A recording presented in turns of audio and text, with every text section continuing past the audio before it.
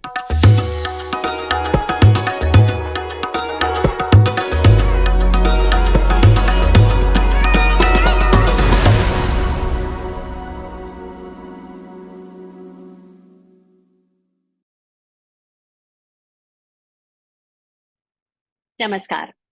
हमारा राजस्थान सक्षम राजस्थान के एक और एपिसोड में आप सभी का स्वागत है।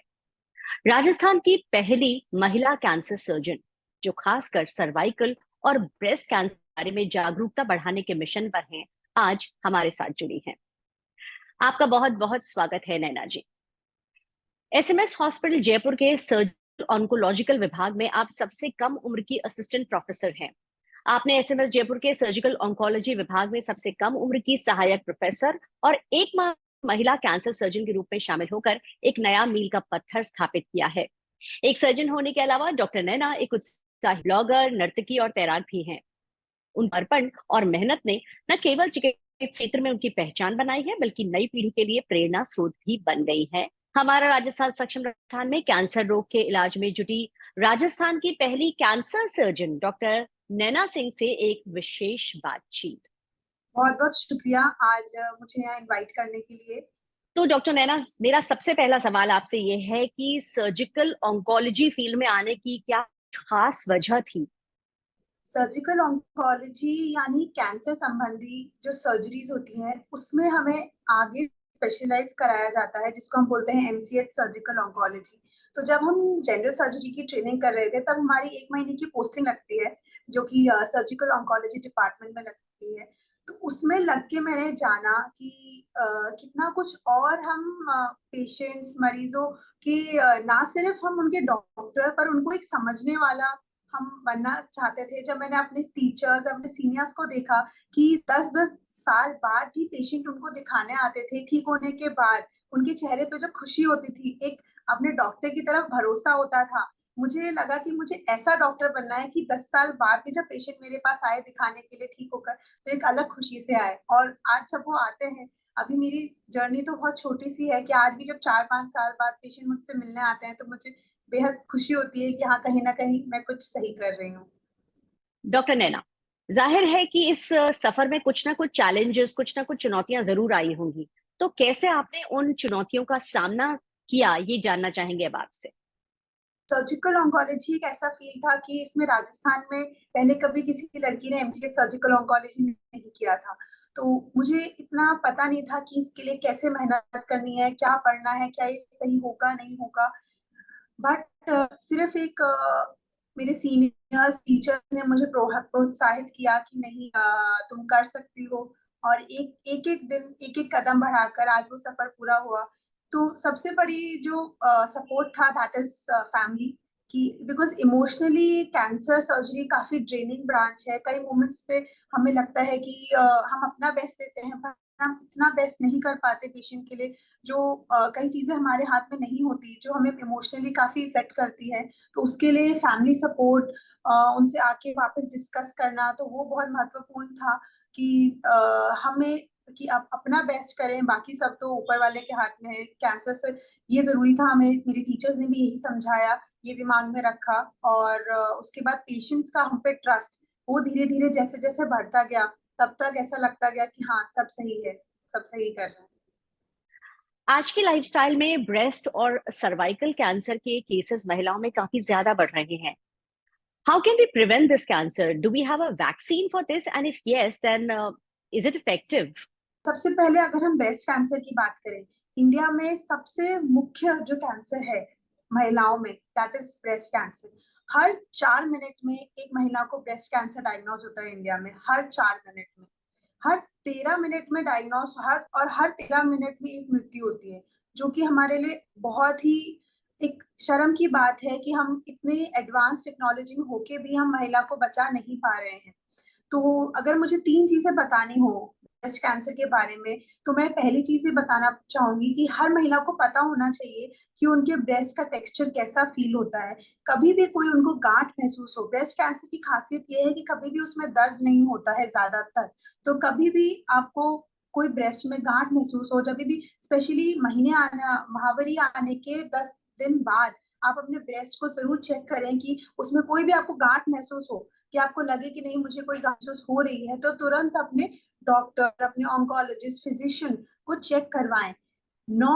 10 में से 9 बार वो कैंसर नहीं होगा, तो घबराने की बात नहीं है। बट जो वो एक बार है, उसके लिए आपको जरूरी है कि आप चेक कराएं कि नहीं होगा, तो एटलीस्ट आप चैन की नींद सो सकेंगे कि आपको, और अगर होता है तो आप अर्ली स्टेज में अगर ब्रेस्ट कैंसर पता चल जाता है तो 100% क्योर उपलब्ध है, 100%। पहली चीज।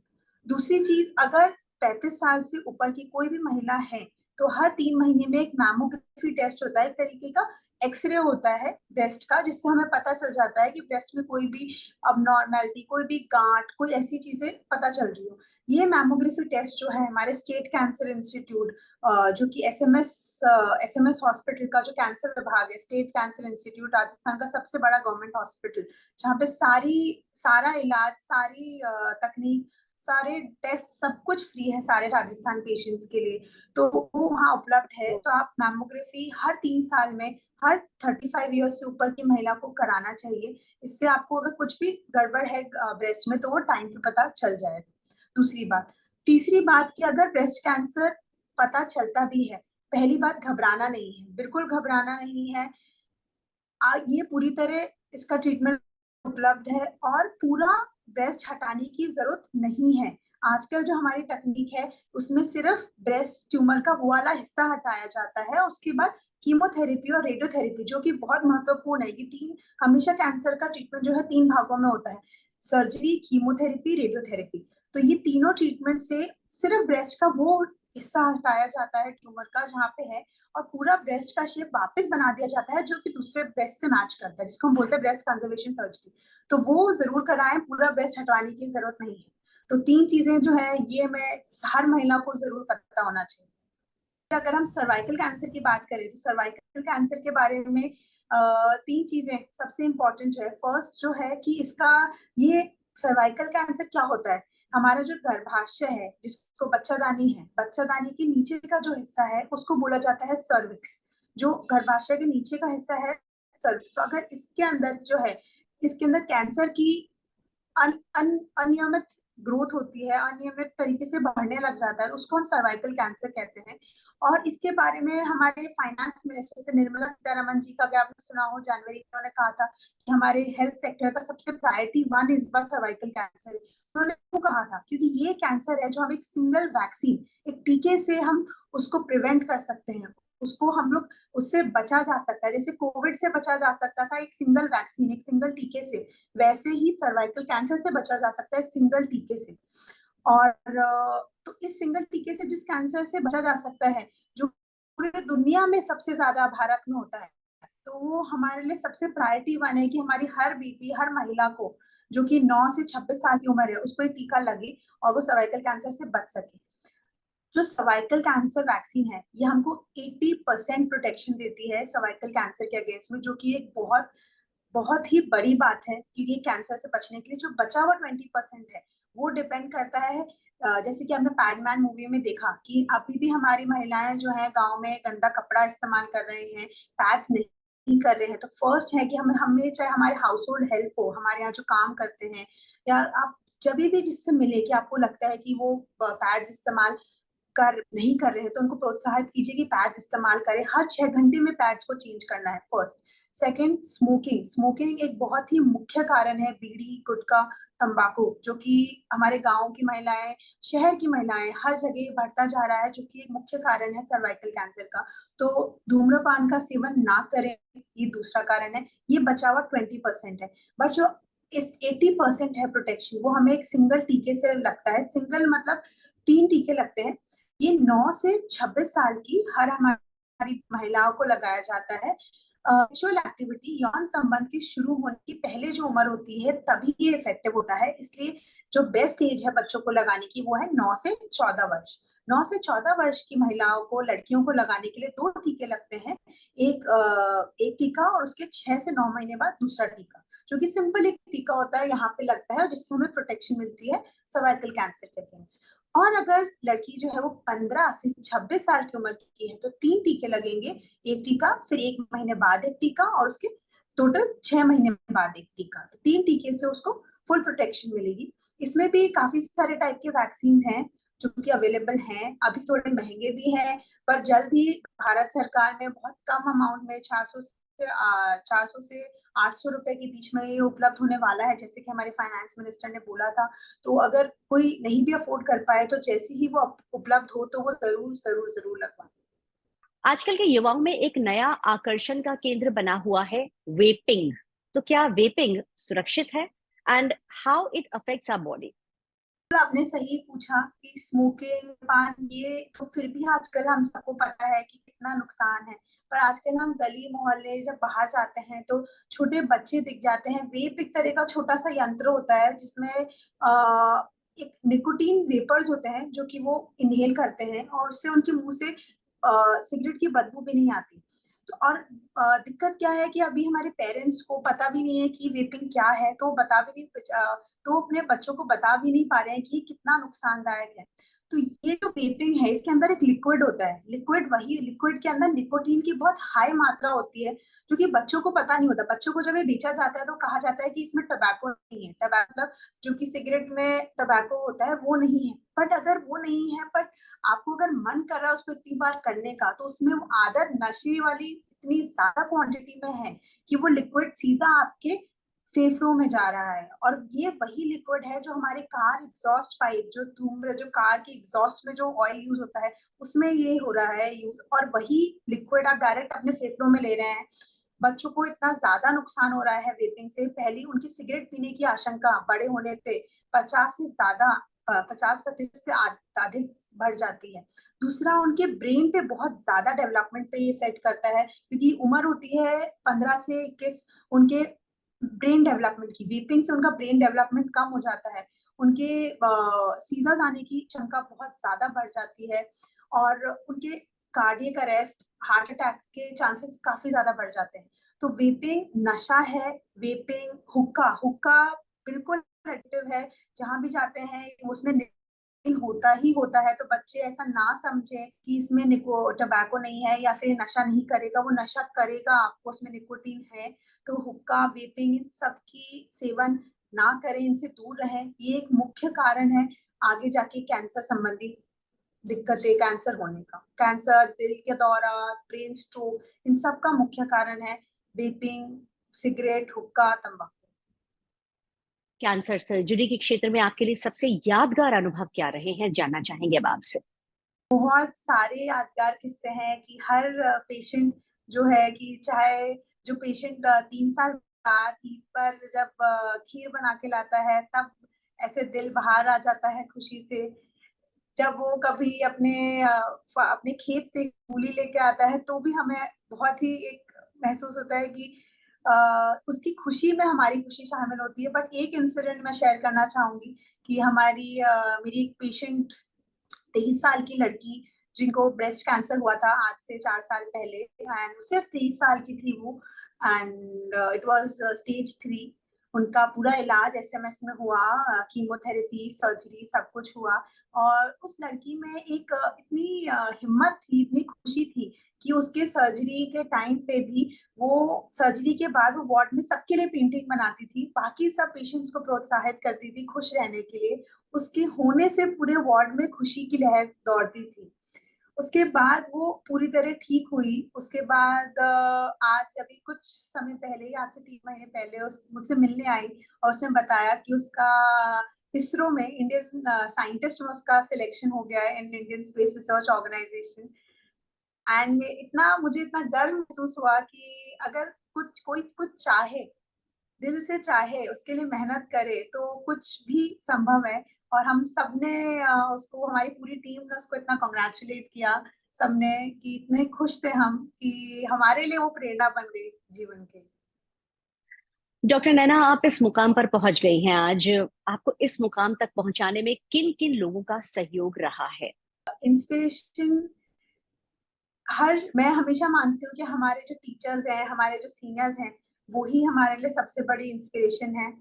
फर्स्ट, कि मेरे जो टीचर्स थे, डॉक्टर राजगोविंद शर्मा सर और डॉक्टर सुरेश सिंह, डॉक्टर कमल सर और डॉक्टर पिनाकिन, ये चारों से हमारा डिपार्टमेंट बनता है। बहुत छोटे लेवल पे इन्होंने शुरू करके आज ये पूरे राजस्थान का सबसे बड़ा डिपार्टमेंट है।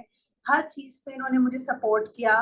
कभी भी ऐसा फील नहीं हुआ कि मैं एक सिर्फ एक ही लड़की थी पूरे डिपार्टमेंट में। हमेशा मुझे बच्चे की तरह, हमेशा इतने रिस्पेक्टफुली और इतने ही उससे सहज कर मुझे हर चीज सिखाई। तो इनको मैं अपना वो मानती हूँ। और दूसरा मेरे पेरेंट्स और मेरा भाई, कि हर चीज में उन्होंने मुझे सपोर्ट किया। मेरा भाई अभी एम्स में 3rd ईयर मेडिसिन में रेजिडेंट है। जब भी मुझे लगता था कि अब मैं और नहीं पढ़ सकती या मुझे यार नहीं हो रहा है, वो हमेशा बोलता था नहीं दीदी आप कर सकते हो। और कि बस कि आके हर रात को मुझे हर चैप्टर पढ़ाना, खुद करना, हर चीज किया उसने। और इमोशनली मैं कभी भी सोचती थी कि मैं शायद ये नहीं कर पाऊंगी, कि लड़कियां कर पाएंगी नहीं कर पाएंगी। मेरे पेरेंट्स ने, मेरे मम्मी पापा ने हमेशा मुझे कभी भी समझने वो नहीं कहा कि तुम एक लड़की हो, तुम एक लड़की हो तो तुम जरूर कर सकती हो। हमेशा मुझे सिर्फ यही लाइन बोली। तो उस कारण ही मैं आज जो हूँ, आज इन तीनों की वजह से ही। हम सब जानते हैं डॉक्टर नैना कि आप एक फूड ब्लॉगर भी हैं, इसके अलावा एक अच्छी डांसर, स्विमर भी हैं। तो इतना सब कैसे कर पाती हैं आप? हमेशा ऐसा सोचा जाता है कि अगर डॉक्टर है तो वो पढ़ाई के अलावा कुछ और नहीं करते। इस चीज को हमेशा मुझे और मेरे भाई को हमें चाहता है कि हम हर चीज करेंगे, पढ़ाई के साथ में करेंगे। तो हम लोग पढ़ाई भी करते थे और साथ में हम दोनों ने अपना ब्लॉग शुरू किया, जिसमें हम लोग जहाँ भी घूमने जाते थे फूड के बारे में, क्यूरियस डॉक्टर्स, जो कि आज बहुत फेमस है, थैंक्स गॉड, भगवान की दया से कि it is very famous amongst all the doctors. तो we started blogging as a hobby, और वो धीरे धीरे कारवा चलता गया। और हॉबीज को हमेशा मम्मा ने कहा, उन्होंने सिखाया कि हमेशा work is a part of your life, not your whole life. काम हमेशा एक हिस्सा है, उसको हिस्सा बना के रखें, दूसरी चीजों को भी उतनी ही अहमियत दें। तो अब हम हमारे ग्रैंड पेरेंट्स, हमारे नानी दादी के साथ टाइम स्पेंड करना, ये हमेशा एक वो था कि दिनचर्या का हिस्सा होगा ही।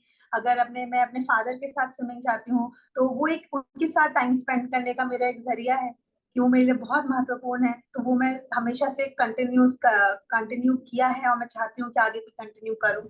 और डांसिंग मैं अपने खुद के लिए करती हूँ, अपनी खुद की खुशी के लिए, कि at the end of the day अपना अपने लिए कुछ समय जरूर निकालिए। क्योंकि महिलाओं की आदत होती है कि वो दुनिया में हर किसी के लिए, अपनी फैमिली के लिए हर चीज करती चली जाती है, बट खुद के लिए टाइम नहीं निकालती। तो अपने लिए टाइम निकालिए, कुछ समय की जिंदगी बहुत छोटी है ये सोचने के लिए कि मैं बाद में कुछ करूंगी अपने लिए, अभी करिए।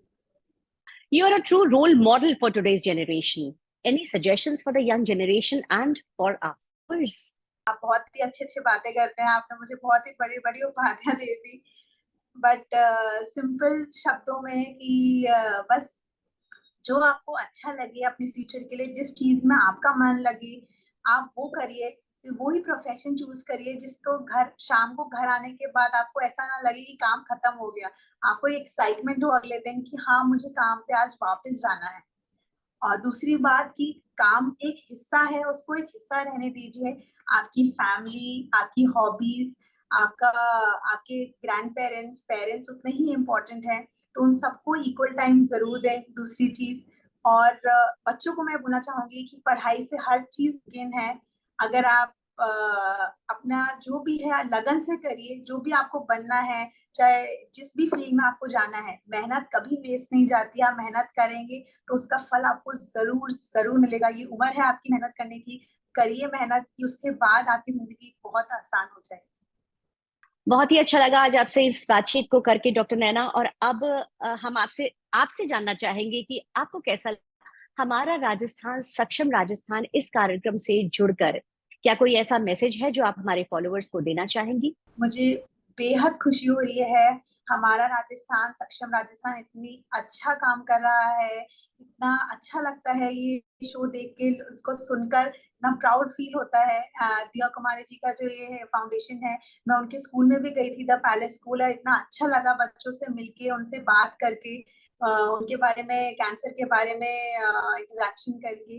ये सब जो काम कर रहे हैं आप लोग, इससे कितने लोगों की जाने सकती हैं। मतलब this is hats off, so much credit goes to you and I'm very lucky to be part of this.